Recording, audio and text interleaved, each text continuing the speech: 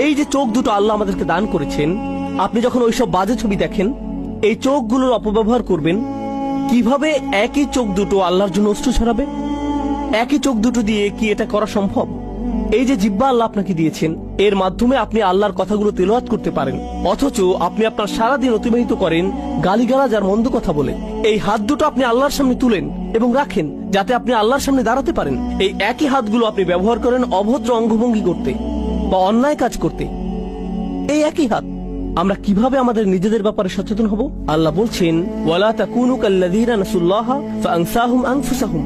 তোমরা তাদের মতো হইও না যারা আল্লাহকে ভুলে গিয়েছিল, আর আল্লাহকে ভুলে যাওয়ার ফলে আল্লাহ তাদেরকে নিজেদের ব্যাপারে ভুলেই দিয়েছেন। আপনি এমনকি জানবেনও না যে আপনি কেমন। আপনি আল্লাহর একজন সম্মানিত সৃষ্টি, কিন্তু এই লোভের কারণে আপনি একটা পশুর চেয়েও অধম হয়ে গিয়েছেন। দয়া করে নিজেকে বাঁচান, নিজেকে বাঁচান।